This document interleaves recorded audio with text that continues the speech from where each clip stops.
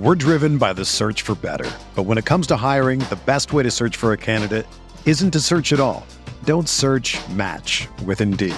Indeed is your matching and hiring platform with over 350 million global monthly visitors, according to Indeed data, and a matching engine that helps you find quality candidates fast. Ditch the busy work. Use Indeed for scheduling, screening, and messaging so you can connect with candidates faster. Leveraging over 140 million qualifications and preferences every day, Indeed's matching engine is constantly learning from your preferences, so the more you use Indeed, the better it gets. Join more than 3.5 million businesses worldwide that use Indeed to hire great talent fast. And listeners of this show will get a $75 sponsored job credit to get your jobs more visibility at Indeed.com/Blue Wire. Just go to Indeed.com/Blue Wire right now and support our show by saying that you heard about Indeed on this podcast. That's Indeed.com/Blue Wire. Terms and conditions apply. Need to hire? You need Indeed. As far as that stuff goes, I just, focus on doing exactly what I'm doing right now, taking the ball here for the White Sox. And, other than that, I don't really think about it.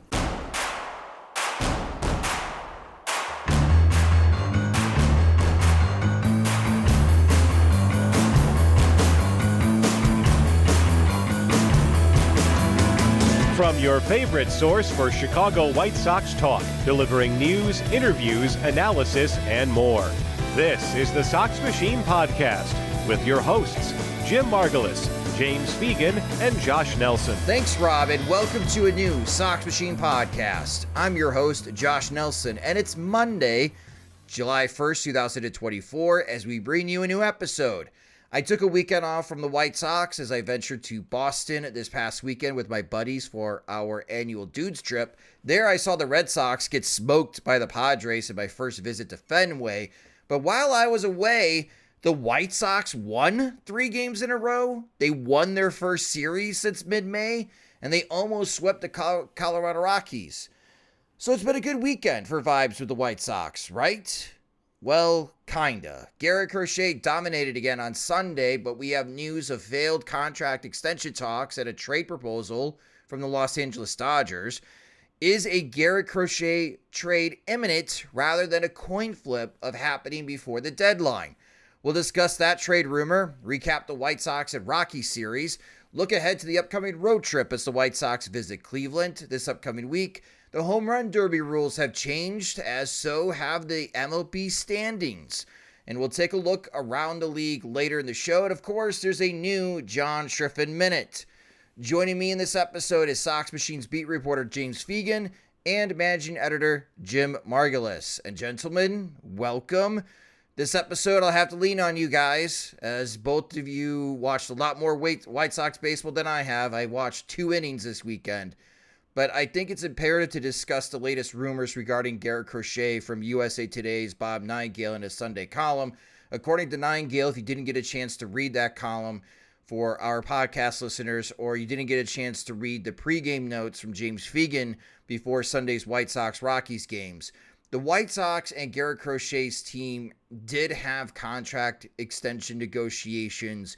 Those fell through, and now it seems from Nightingale's perspective, the White Sox are motivated to move their newfound ace. James, what have you heard about the Crochet extension talks and the latest trade rumors standing with the White Sox and Crochet? Just that there's not anything going on right now, which doesn't suggest, which would, line up with the idea that they tried and didn't go anywhere. That's essentially what I heard. I think that they've talked pretty consistently, openly, about trading Garrett Crochet and being open to it. Chris Getz kind of throws hypotheticals about doing it out in on the record media scrums pretty regularly. It's something that's being considered pretty openly. There's some chatter earlier this month that they were trying to even shop him early to try and maybe jump the starting pitching market a little bit. So I heard Steve Stone said what he said, and that's interesting because, Steve's connected, but it's all been seeming like that an extension was unlikely, and I thought it was pretty clear that they're kind of in an extend him or trade him window. And with that going, everything's been kind of hinting towards him being traded. It'd be kind of an abrupt end to a very exciting run, and you wonder where you can go with this and kind of it's a little bit deflating. One of the nice big developments of the first half is something that essentially the White Sox are making a calculation of, let's cash this in now before it peters out, or let's strike at high value. But Right. it seems like generally the way the wind has been blowing. So yeah, who am I to question Bob Nightingale on the White Sox? Well, James, I have to follow up. I missed what Steve Stone said. Was this during Sunday's broadcast? Yes, he said that he thought Crochet would stay in his uniform for a long time. Yeah, the exact quote. Hi, Jim here, by the way. The exact quote is, "We never know for sure. I just don't think that he's going anywhere. I think that the uniform that he's wearing is the uniform that he'll wear for a while, and he'll wear it proudly." I do think he'd wear the uniform proudly. He seems to like his uniform. Well, trying to negotiate a contract extension, like we've talked about this, from Crochet's perspective and his camp's perspective, Jim, because they would be negotiating on behalf of Garrett Crochet, and Crochet's agency is the very popular CAA. Starting to gain more ground in the sports front, but your favorite actors and musicians, the most famous ones, a lot of them are with CAA these days. They're very good at what they do. And it would just be hard to peg in what would be a fair, let's say, a 4-year contract extension, Jim, with Crochet. Because this is a very small sample size. Started pitching. It's a very exciting and impressive small sample size. So I could see where it'd be hard to find middle ground between the White Sox and Crochet and trying to negotiate a contract extension now. Yeah, I think when it came to Lucas Giolito, when he was trying to get his contract extension, that was pretty clear. It was either like Aaron Nola or Sandy Alcantara, or 4 years, 55 million, or around that target for like the short-term extension, or Jose Barrio, 7 years, 120, 130 million for like a longer term. I think those are the two time frames. Didn't make sense to go in between. Like, one favors more the team, one favors the player. In between, there isn't enough of a reason to do it for either side. So that's probably why that like 5 to 6 year window doesn't really appeal to either. So yeah, I think Giolito was pretty clear once he didn't want to go for 4 years that sure, he's looking for 7. And then, Tommy John surgery and such got in the way, but that was cut and dried. I think here, because he's already behind the curve in terms of arbitration earnings, like he did not have a big body of work that really got him sprinting into his arb years to where he's going to be making like 4 million and then 10 million and then 20 million. Like, he's going to be behind there. So the number for like a 4-year deal isn't going to be as big as it would be for Giolito when they're talking about that, because Giolito did have 3 Cy Young finishes in a row, a little bit more going into those arb years to build up that trajectory. So that's why 4 years, 45 million, does that make sense? But is that enough for Crochet? But then 7 years, they don't know exactly. He's been good for a half season. So do you really want to project 7 years? Most of that closer to retail price on the open market versus the 7 year for a guy who's 1 or 2 years into his 6-year term of control. That's why I think, it's difficult to project. And that's why I can imagine the White Sox aren't so gung ho about a long-term extension, and why Crochet is more, I can see him wanting something because he's, had some ups and downs already and some missed time. And if he has a Tommy John surgery, another one, then all of a sudden that makes his forecast even hazier. So you can see why he might be inspired to sign a contract as well. But just finding that sweet spot for somebody who looks like a Cy Young finalist right now, based on the way he's throwing, he looks like he's going to be a certain all-star. What do you do with that? What kind of number do you think is good? It almost makes more sense, I think, for both sides to go into next year, and then, maybe the spring, and maybe think about an extension then if the White Sox are really intent on keeping him long-term. But if they don't feel like that's really going to be in their interests, or they just have a certain level where they don't want to give Crochet more than 4 years, then I can see it just being a non-starter, and then it becomes a matter of when to trade him. Yeah, because I don't even know what would be another good comp, because you mentioned good comps, Jim. I guess from Crochet's camp, James, if they were asking for a Tyler Glasnow, when Glasnow got traded to the Dodgers, and he signed, what was that, like a 5-year, $125 million contract. That was really eye-opening to me because that's a lot of cash. It's not a lot of cash for the Dodgers, but for Glasnow, you don't know if you're going to get 140 innings. Now, he's having a great season this year. He's making his starts, and he's going to exceed those expectations. But before he got to the Dodgers, great pitcher, but the durability is a huge question mark, and the Dodgers are making a huge investment in that. If Garrett Crochet's camp is looking for something similar based on his first 18 games starting in 2024, then I guess I get from the White Sox perspective, they would be very hesitant to meet those type of numbers. But then again, this is just speculative. I don't know what the numbers would be. Like, my first initial thought, if the White Sox were motivated to keep Crochet, 4 years, $60 million, is that a number that makes sense to buy out the last 2 years of arbitration and his first 2 years of free agency? It probably makes sense for the White Sox. That'd be in the territory of like what they've offered before in some of these extensions. But I think Crochet, you're viewing it as you're being value on your arb years doesn't really match what your value is on the open market right now. I mean, not that it ever does, but it's particularly detached from it because he hasn't had that build up. So I think kind of locking in something to his that's analogous to his current price structure wouldn't really be in his best interest. I also don't know like how much the White Sox are coming with this because I don't know, everything we get signal wise is, talking about how little money they're making this season, or how less they made last year, or the fact that they can't really get the revenues they want until they get this new stadium. So the idea that they'd be necessarily rolling in here with like willing to commit a really large sum, it doesn't really kind of maybe line up with the messaging they've had about where the revenues are at and where they're at and what they can afford their pay cycle to be.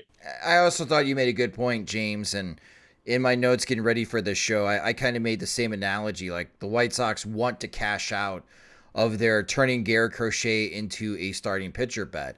Because on Saturday, Jim, I went to the Red Sox-Padres game, and the Red Sox had their starter, Tanner Houck, on the mound, and he was leading the American League in WAR, according to Fangraphs, before that start. And I got a chance to watch him get lit up by Manny Machado and Jackson Merrill. And that's significant because with that impacting his season performance, when you include Crochet, who is second in WAR, according to Fangraphs in the American League, Crochet goes 7 innings, doesn't walk any batters, 11 strikeouts, just gives up 2 earned runs on 5 hits. There's a chance when our podcast listeners are listening to this episode Monday morning, they're going to do what I'm going to do, and they're going to go to fangraphs.com. We could be talking about Garrett Crochet leading the American League in WAR, according to Fangraphs. And I know Baseball Reference thinks highly of Garrett Crochet. And the reason I'm presenting that data and that thinking right now, Jim, is what was really, this has been unthinkable. Like, for what's happened for the White Sox. Garrett Crochet went from a reliever to, okay, interesting starter, to possibly the best performing starting pitcher in the American League this year. And it's been in a very short period of time. So it has me wondering, opposing teams are concerned about the innings limit because this is Crochet's first year starting. However, Jim, from Chris Getz's perspective, with each passing start, it's hard to ignore 7 innings, 11 strikeouts, no walks. Doesn't the price tag for Crochet continue to increase while he's making these types of starts before the deadline? It seems like it should. I think it just comes down to a matter of like workload and how confident teams are, or even how confident they pretend they are. Because I mean, part of it's leverage too, to say that, oh, we're really afraid about Garrett Crochet's innings limit. We might have to cut him off of starts in September, or we might have to have him, make every other starter, put him on the injured list. Surely we can't be paying retail price for 12 starts after the deadline when we might only get 8 because of what our plans say for a pitcher with Crochet's workload. Like, they can all use this as posturing, and that's just a matter from there of whether a team, whether teams actually believe what they're saying, or whether, they're willing to blink, assuming Crochet, maintains his course, through July 31st. So that's why, it's just, there are a whole bunch of unknowns here, and it's really fascinating. Just from a baseball fan, baseball observer, rumor watcher perspective, because there are just a lot more. Like you mentioned Glasnow, I think that's a good one in terms of like somebody who's never thrown more than 120 innings in the season. And he's only thrown 120 innings in the season once. He's already at 100 this year.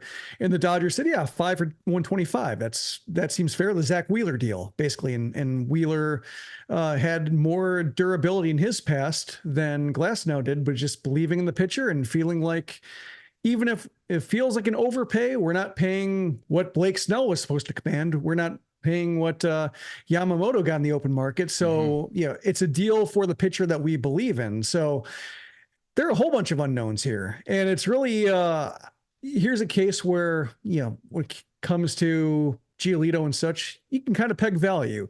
Dylan Cease kind of have an idea of what his value is, even though he is a little bit up and down, and leading the league in walks, presented a little bit of uncertainty there. But Crochet, just the way he's pitching right now is like the perfect pitcher. Velocity, simplicity, control, command. Like it's Nice to the medium.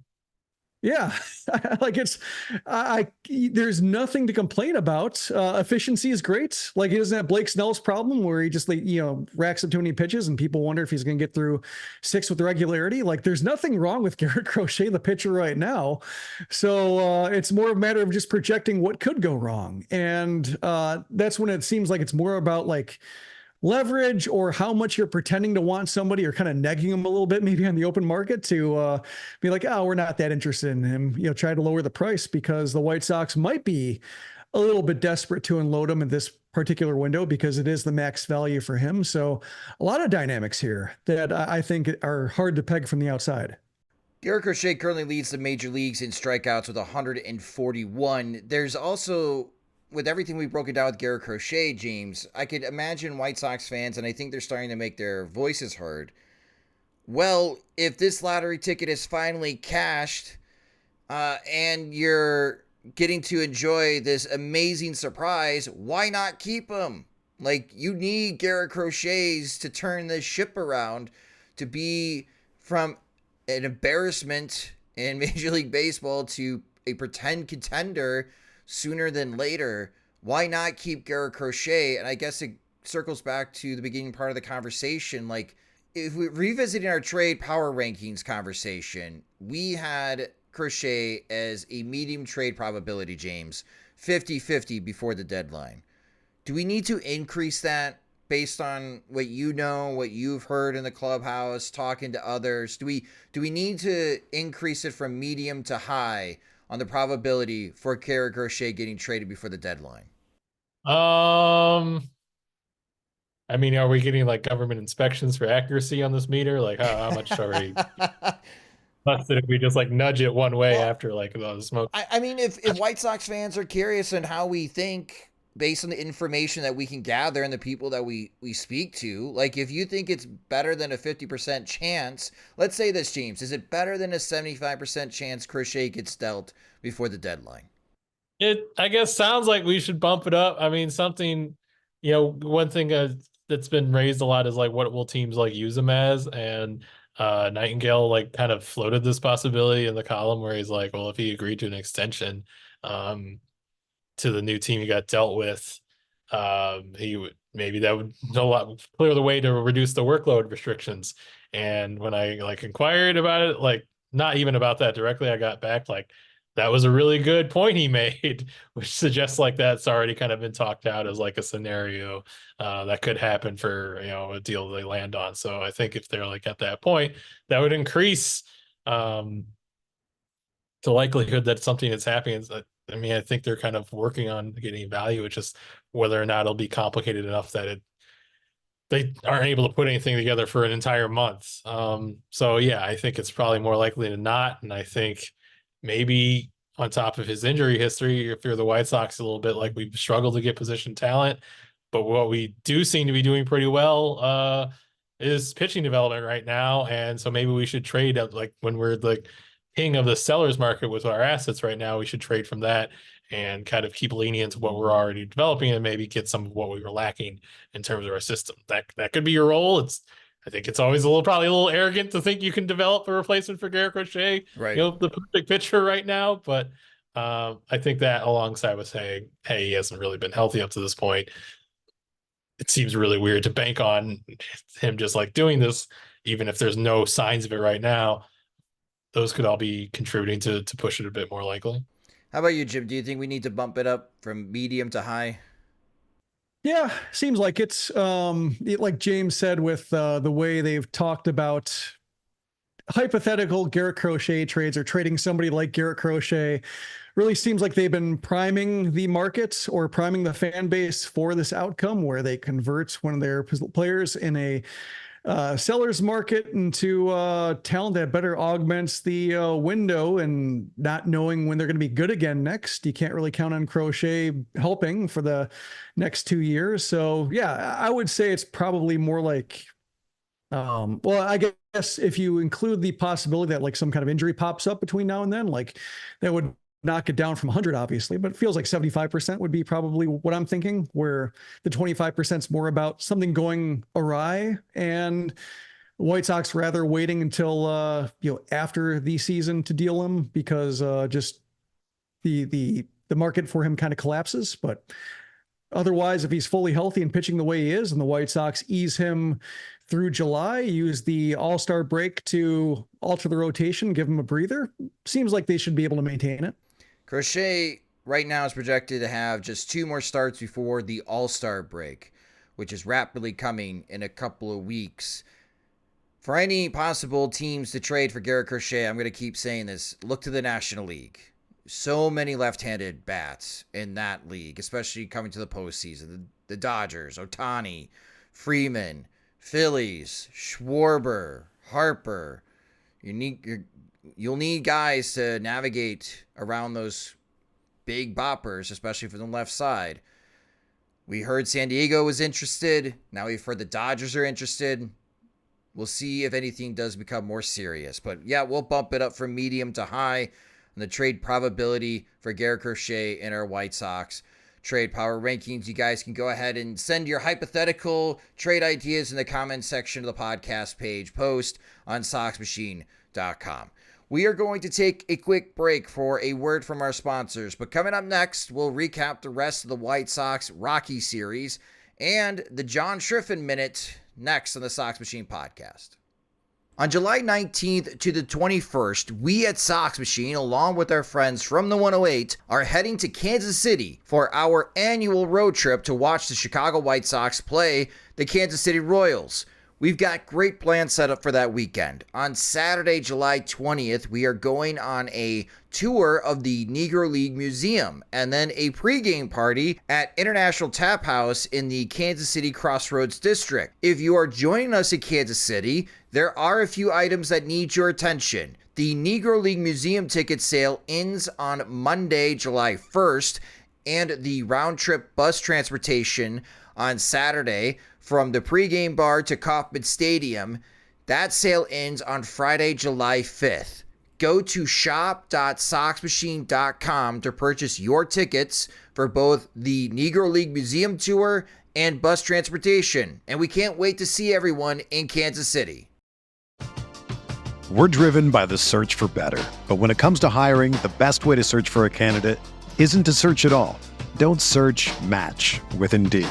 Indeed is your matching and hiring platform with over 350 million global monthly visitors, according to Indeed data, and a matching engine that helps you find quality candidates fast.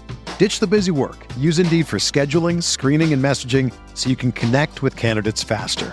Leveraging over 140 million qualifications and preferences every day, Indeed's matching engine is constantly learning from your preferences, so the more you use Indeed, the better it gets.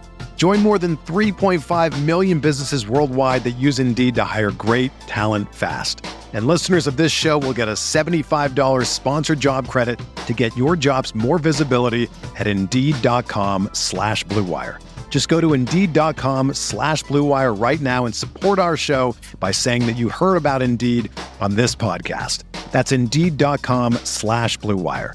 Terms and conditions apply. Need to hire? You need Indeed.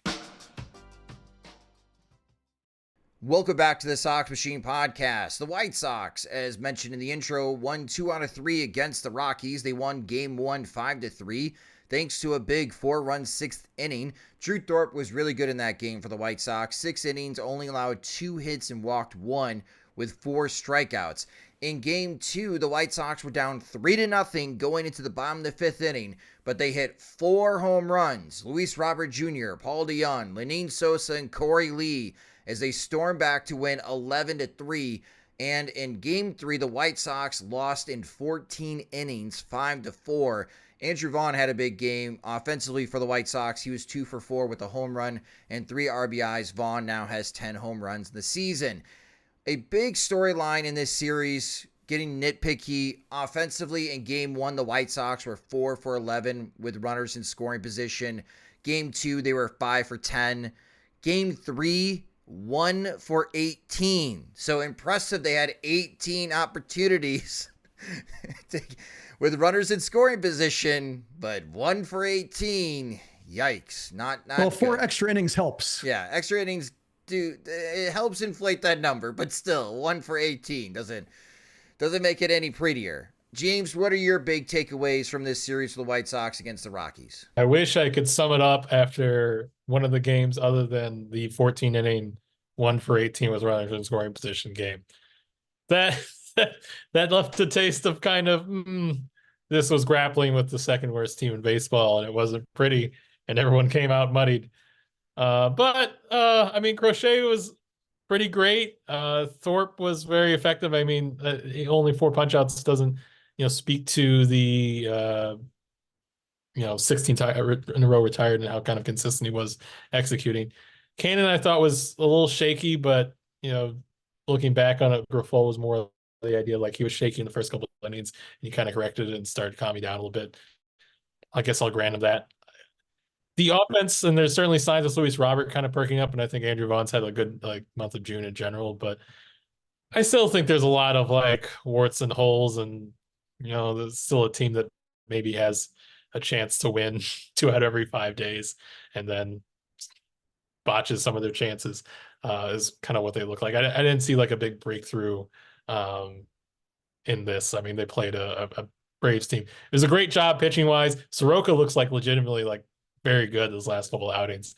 I didn't realize how much his numbers have been quietly good up to this point, but I think it's kind of hard to miss how great he was against the Dodgers and in actual leverage against the Rockies. So that's interesting. He certainly thinks he's in a better place, but I don't know. They're still a bad team. They're still a mess. They still scare me that they could lose 120 games. A possibility I thought I was free from. You're not free from that, James. At the end of May, but that will be there. It'll be there, especially after who gets dealt by the trade deadline. Following up with Soroka, is that his home now, James? Probably for his major league career, a long reliever. I think it's hard to say. I don't think any team really sticks with you with long reliever. If you're really good at it, they usually give you a chance to start again, or they move you into leverage. But I think, talking to him, he's certainly all in the idea of this is how I'll pitch when I go back to rotation. And I'm working multiple innings, so this is how I'll operate. He feels like he's seen his stuff jump up more than he's acknowledged a little bit overstressing in starter role, especially when you're struggling, but not in some way where he thinks this is the mentality that works for him now. So I think if you're Soroka, you think one, maybe I'm just pitching well. And, he not the craziest idea that he could be in a small trade for some team that wants to use him in a bullpen or as a swing man, Chris Flexen role a couple of years back. But I think he could also just look at it very easily. There's going to be some trades. You're going to need innings. I'm pitching well. I want a shot at the rotation again, and I pitch out to do it. And that wouldn't be a waste of time, other than that you can't really trade him after the deadline, but they don't necessarily have better options to throw innings at than him if they really clear out Crochet and Fedde out of the rotation, or God forbid, even Flexen. Jim, how about you? What's your big takeaway from this series? I thought it was, better. The Rockies obviously helped, but there were signs of the impact Luis Robert can make on a lineup, just like with his talents being just so much better than the rest of the team. Like when he's there, it does raise the base level of competency for the offense, or just like the dynamic nature of it. So that helps. It's kind of painful watching Eloy Jimenez right now. Just when he walks or, reaches for a single, I just kind of wonder, almost like late career Frank Thomas a little bit, like, why? Why are you on first? Are we really going to watch you run the rest of the other 270 feet? And then he gets forced out at second on the ground. You're like, good.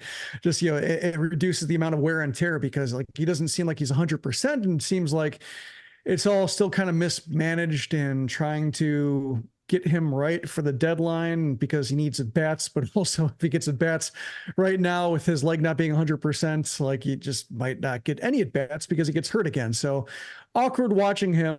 And just Paul DeJong, I think, is somebody who I think is a little bit too important to the offense right now when he, gets into one and he provides some surprising power from a shortstop. Like, lineup's not bad. When he's batting fifth or fourth or sixth and he goes 0 for 6 because he has these moments, because he hits 200 roughly, or low 200s, and sometimes cannot square it up, then the offense goes dormant. So I think, any team sees DeJong go 0 for 6 and be like, yeah, he's still the same guy we thought. But I think it's just the White Sox, because of how starved they are offensively, because of the uncertainty at third base, among other positions, even second base. Nicky Lopez isn't an everyday player really anymore.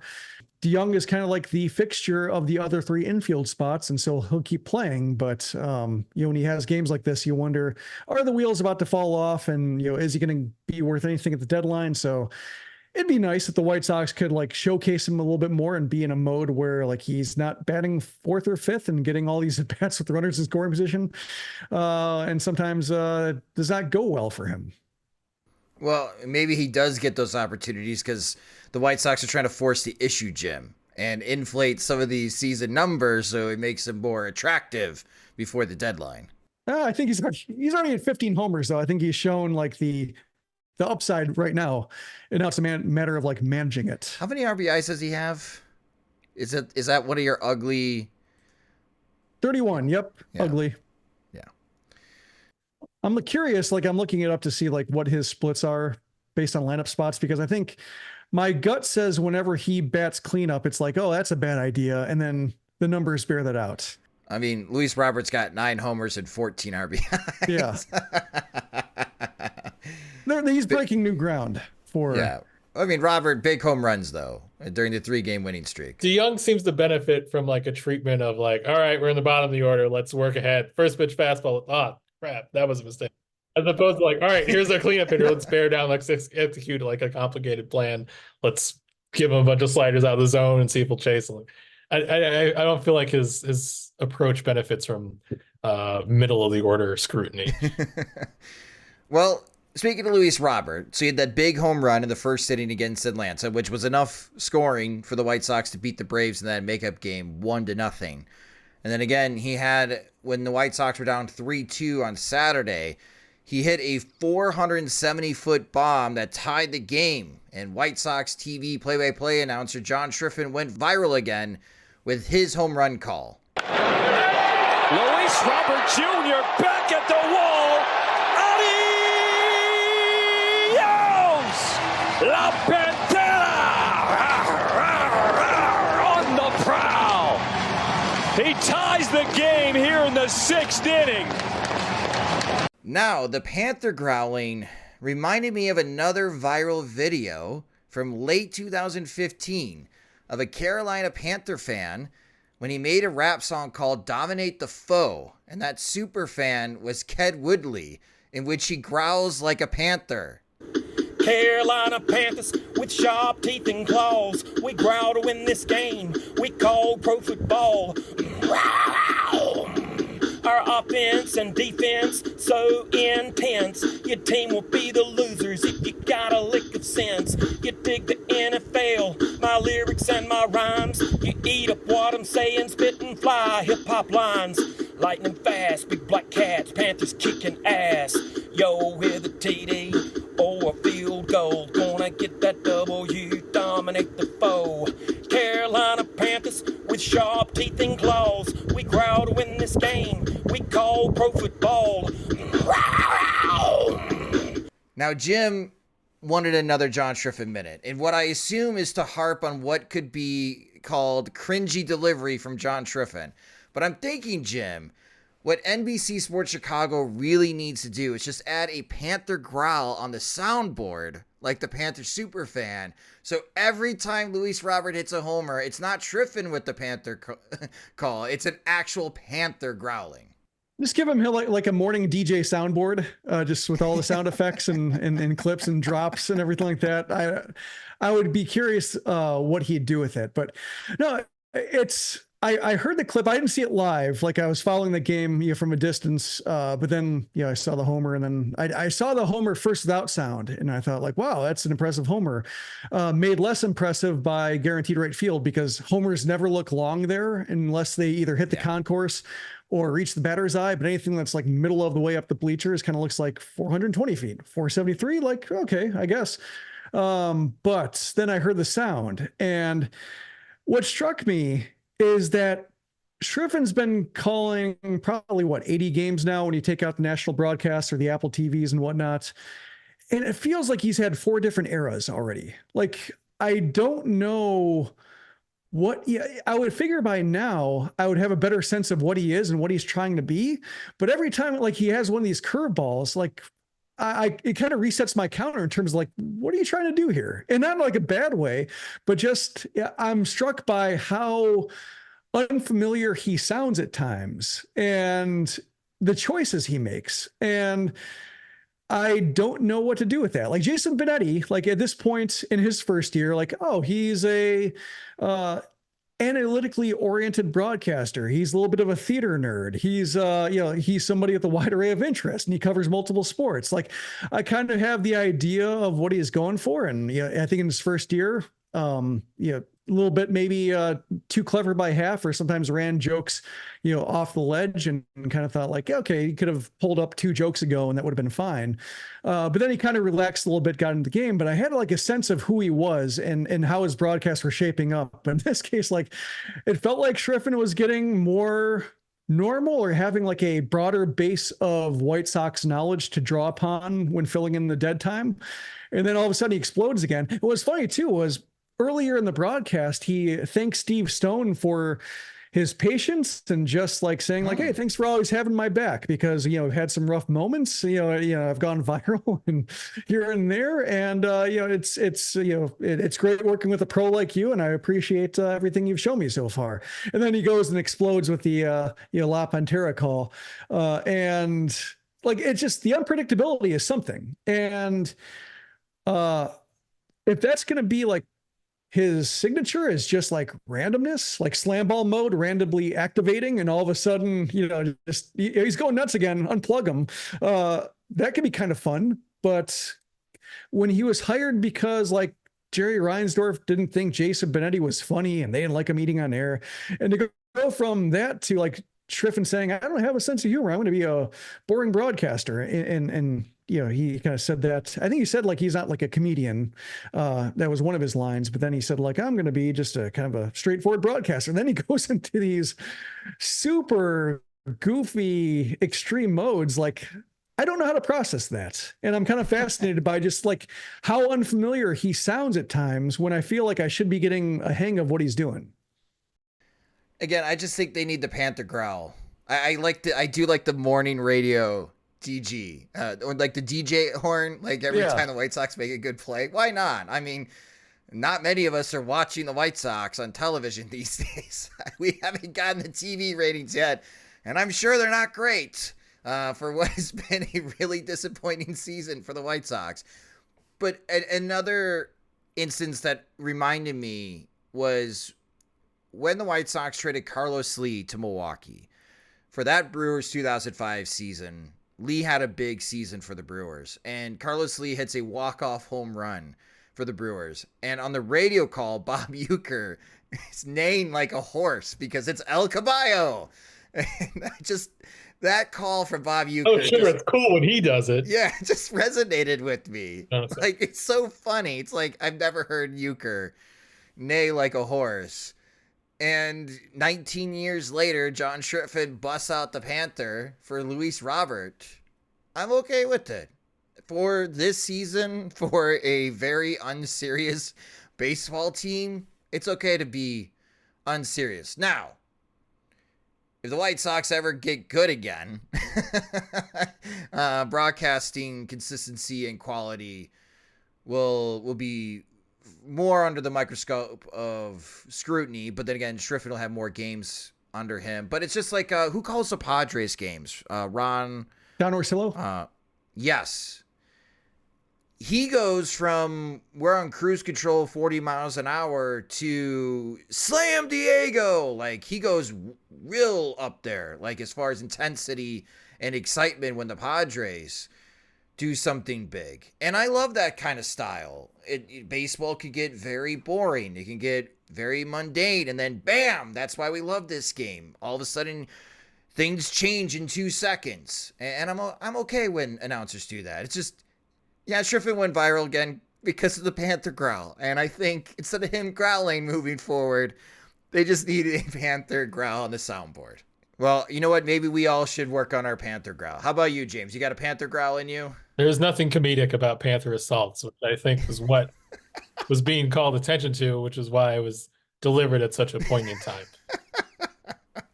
Well, coming up after the break, we'll take a look ahead to the White Sox upcoming road trip, as they'll be visiting Cleveland first, and next weekend, old friends in Miami. And we'll take a look around Major League Baseball next on the Sox Machine Podcast. Welcome back to the Sox Machine Podcast. The White Sox now travel to Cleveland and Miami, as they'll be in Cleveland for 4th of July. And facing the Guardians are first place in the American League Central. They have a 6-game lead over the Minnesota Twins, and they're currently have the second best record in the American League. It has been a huge surprise on how well Cleveland has been playing baseball in the first half with a 52-30 record. They have already won more games than the White Sox will this season. However, the season series is interesting because the White Sox have won 4 of the 7 games against the Guardians. So they played well against Cleveland, and Cleveland lost their last game against Kansas City, but they've won 6 of their last 10. The pitching probables for this series, Tuesday and Wednesday. These are 5:40 p.m. Central Time starts. Chris Flexen against Carlos Carrasco. And then on Wednesday, it's Erick Fedde against Gavin Williams, who will be returning from the 60-day injured list for Cleveland, making his first start in 2024. The Guardians optioned Triston McKenzie. We'll talk about that in a second here. And Thursday, 4th of July, as you probably go to the grocery store, getting ready to grill, the White Sox are going to be playing at 12:10 p.m. Central Time. Drew Thorpe will get the ball for the White Sox against Ben Lively for Cleveland. Let's circle back to the Guardians optioning Triston McKenzie. James, what are your thoughts about the Guardians making this move? Because 2024 has been a rough go for McKenzie, and at least in my head, after Shane Bieber was out for the rest of the season due to injury after his second start, that I was expecting McKenzie to be the ace of this staff, and that clearly hasn't happened. Yeah, I've been expecting that since 2022. And he's like throwing relatively hard. Like, I think there's been games where we see him like 90, 91 and still has like great carrying extension. So it plays pretty well, but it's like weird and disconcerting to see. He was sitting 93, 95 in his last start right before he got optioned. So what's kind of the amiss with him mechanically where he doesn't have command? It's really kind of confounding and surprising to see through it, but he has been through a lot of injuries. I was talking to Steven Wilson today. This doesn't seem directly relevant, but like, I kept asking like if he's feeling better or pitching differently because of his back, and he kept explaining like the back was like a one-off. Back has not has the long-term impact. It was just being out for that long, like fell me out of sync. And you know, as much as like injuries can alter the mechanics, just rusts and not having the eye on the full season last year. Maybe that's why he's kind of still searching forward or still building toward it. But it was certainly someone I thought if they were going to be good was going to be because him breaking out. So for him to be bad and they're making do and just dominating offensively because Progressive Field's a wind tunnel now is not what I saw coming. We should definitely like factor in wind direction and stadium renovations into our season more than we have in the past. Maybe it's something the White Sox should consider for Garrett T. Ray Field. Jim, for this series, another thing that I thought of, this is another good opportunity for Erick Fedde, which Fedde I thought pitched all right against the Dodgers, but to show his worth, he's going to be facing some red-hot left-handed bats from Cleveland. Jose Ramirez, he's got an OPS over 1,000 in his last 13 games as he has 5 home runs in that stretch. Steven Kwan, all of a sudden, is hitting for power. He's got an 887 OPS in his last 14 games. And Josh Naylor continues to be Josh Naylor. He's got over a 900 OPS in his last 15 games with 3 home runs. This would be another test for Fedde and how he fares against really, again, red-hot left-handed bats from the Guardians. Yeah, when it comes to like the way the Guardians have functioned, it's fascinating, like watching or looking at their numbers and seeing like 3 starters with an ERA over 5. If you told me that the Guardians were in first place with 50 wins at this point, basically by the end of the first half, I would have thought, oh, Shane Bieber is great. Triston McKenzie's taken that leap. Bieber's hurt. McKenzie's option. They have 3 starters, ERA over 5.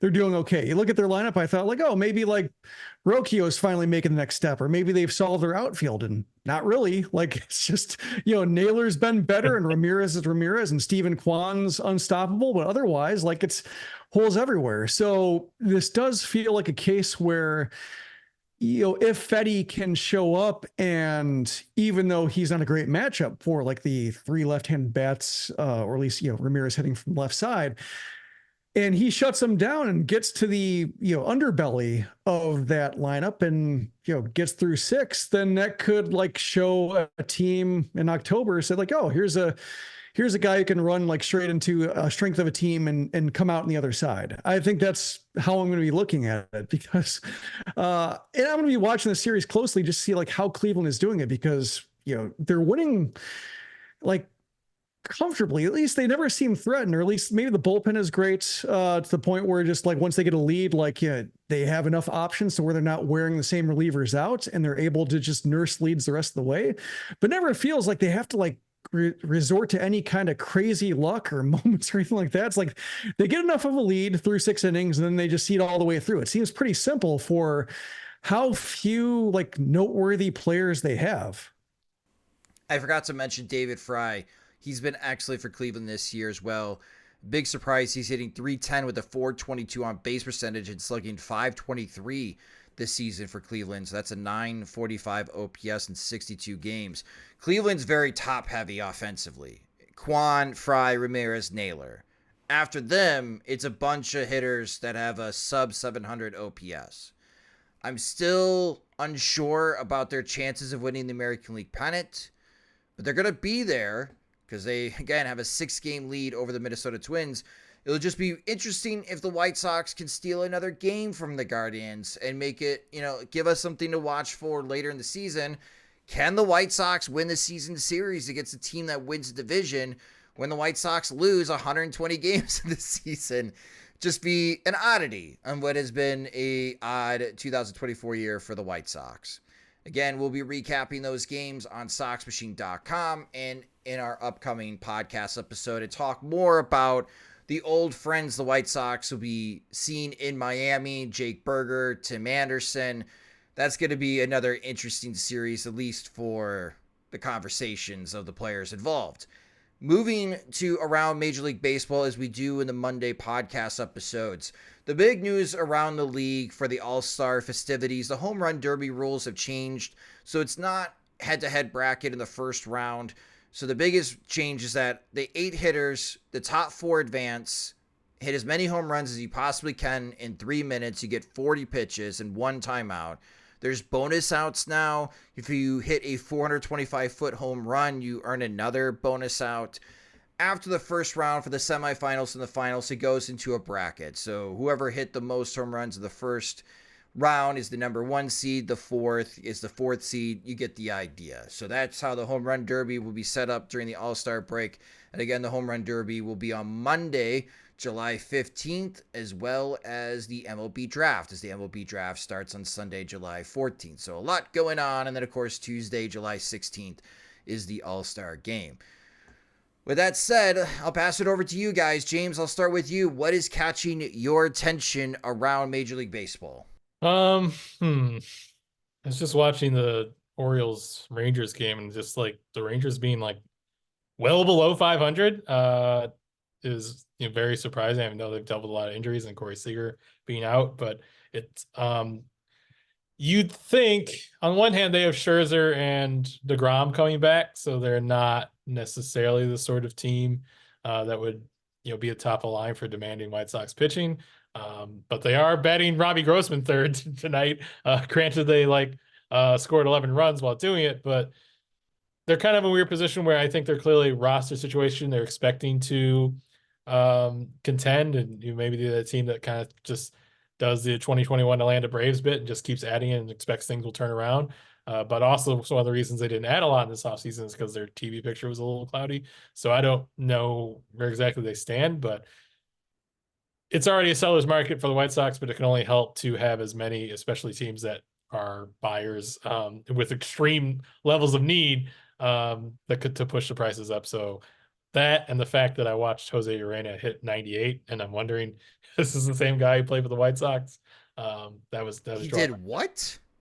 He's throwing 98 in high leverage, or not high leverage. He was pitching the 9-run game, but throwing 98 in short relief. What? I didn't even know he had that in him. Wow. Okay. That's a surprise. All right. So the Texas Rangers is catching James' attention. The Rangers they lost 6 games in a row, but they're going to beat Baltimore on Sunday. So they'll be 38-46 on Monday. Got a lot of work to do to get out of the under 500 hole. How about you, Jim? What's catching your attention? The Astros are 11-3 since they released Jose Abreu. So that boost, which I thought might be there, or that it's even greater than I figured could happen. So they are back to threatening the Mariners. Like the Mariners actually have somebody keeping them honest now, 3.5 back. So that's tightening up. And the Rangers, they're a team I thought could maybe take advantage of that soft spot, but they've lost 6 in a row. So yeah, it might be a 2-team race while the Rangers just either figure it out or just kind of coast on the honeymoon period from the World Series and maybe get their ducks in a row for next year. What's funny about the top of the American League is when it comes to the Twins, the Royals, the Orioles, and the Yankees, I have no idea how well they're doing at any given time based on how their online following is reacting, because a couple of times I've been almost writing the Twins off, and it seems they're back. They're back to being in second place and being in the postseason picture. The Royals are teetering, I guess, sometimes based on either kind of relief volatility they're getting, or because their offense is a little thin, but then Bobby Witt Jr. does something awesome and their formula is back. Same thing with the Yankees. Everybody be a lot happier with the Yankees if the Orioles weren't running there with them at the top of the AL East, but because they are, because you have 2 great teams in the division. Sometimes when something happens to the Yankees, it's the wheels are falling off. No, they just lost 2 games in a row, while another team is really hot on either hot on their tail or just leading them by a couple games, and so every loss feels critical. So the very top heavy American League, or at least the amount of elite teams who are in direct competition with each other, I think is a kind of fascinating team. I can see getting in the way of the White Sox trying to sell is the Blue Jays, because it seems they might have some similar players when it comes to either, if you're hunting for offensive upside, maybe Vlad Guerrero Jr. If you're hunting for starting pitching, is Kikuchi going to be available? Is Gaussman going to become available? They might be selling similar, either roles or upside, to where the White Sox might not be the only team in town with that kind of, if they're looking for a postseason starter or a bat that might be undervalued. Yeah, that is a good point, Jim. Yeah, the Blue Jays are 38-45. They're 15 games back. They'll be 14.5 games back of Baltimore. They're still 7.5 games back of the wild card, and they are 3-7 in their last 10 games. So the Blue Jays did not bounce back after beating up on the White Sox, unlike other teams around Major League Baseball. To your point about the Orioles and the Yankees, both teams are on pace to win more than 102 games this year. One team's going to win the division. The other is going to be a 4 seed and probably having to face the Minnesota Twins in the first round. Not great news for Twins fans. Again, the Twins are 6 games back of the Guardians. The Royals are 7 games back of the Guardians. Those are your 5 and 6 seeds in the American League. The thing that catches my attention, and I saw this while going through MLB highlights on Twitter, is Justin Steele kind of blowing up on his teammates with the Cubs beating Milwaukee. And maybe that sparked something for one game, but then the next game they get their butts kicked by the Milwaukee Brewers. James, is that something we could see more of, is outward anger, frustration from the Cubs players themselves? Because I don't think anyone in the city of Chicago was expecting this summer where we are talking about 2 last place teams. The White Sox, sure, but the Cubs are 39 and 46. They are last place in the National League Central. They're 5 games back of the wild card. They're now 11 and a half games back of the Milwaukee Brewers in the standings. And I'm wondering if the powder keg is ready to explode for the Cubs. Well, I can draw back on my weekend coverage of last year's team in the second half. Yes, that's why I'm asking. I am certainly in a position, especially with what they invested in the coaching staff, where and bringing Bellinger back where they were supposed to compete. So yeah, I think there's probably more frustration that's going to be shown, more likely to be shown outwardly with the Cubs than say the White Sox with their current state of affairs. Not that I haven't seen share of like cracked phone screens in the White Sox dugout after some blown losses. So sure, I think it's possible. I was listening to that game on radio driving back, and it struck me as that Ron Coomer wanted like to declare Justin Steele the player of the game just for yelling at everyone.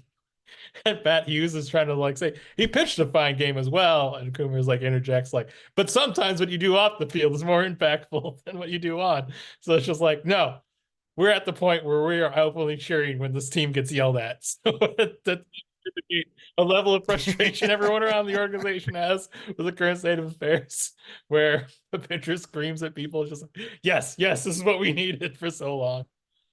Not viewed as like a sign of like discord or auto control or anything like that. So yeah, it seems like it's a frustrating time. Yeah, that it caught my attention. I don't know if that type of display actually shows meaningful leadership. Well, of course it didn't. I mean, the Cubs lost 7-1 on Sunday. He won his game. He won his game. Yeah, Steele did what he did. Terrify his teammates into playing well for Kyle Hendricks, only for him. That's why when it comes to like team leaders, like I could understand if you have multiple clubhouse leaders where one comes to the starting rotation and one comes from the bullpen. But the position players, I mean, they play every day. Assumingly, they play every day. They're friendly, but they are segmented groups about how they interact. Like I was talking to Crochet, when he was talking about his admiration for like the way Lance Lynn pitched, and I was like, "Oh, did you talk to him about it?" And he's like, "Not really. Like we're friendly. We weren't like divided, but like being in the bullpen and him in the rotation, like we're just not on the same schedule. We come in at different times. We're stretching at different times. We're like throwing different groups. Like he really just like could tell you as much about how Lance Lynn works as like anybody who watches him on video a lot. He doesn't feel like he didn't share a bunch of scripts. So like that's how they can be kind of ships passing the night with the different player groups, because like there's just not as much time to interface the way like he's sitting on the bench, like sharing grips with Erick Fedde and talking stuff over because they're on the exact same schedule all the time. Got it. Okay, no, that's a good point. That's a good point. We'll see what the Cubs do. I mean, it'd be kind of weird if the Cubs decide to be sellers. That will not go over well in the north side of Chicago. And you can already hear on the sports radio, NFL training camp is coming up. So watch we get bumped because Caleb Williams had a good practice. We could see that happening in Chicago. But that will do it for this episode of the Sox Machine podcast. Thank you guys so much for listening.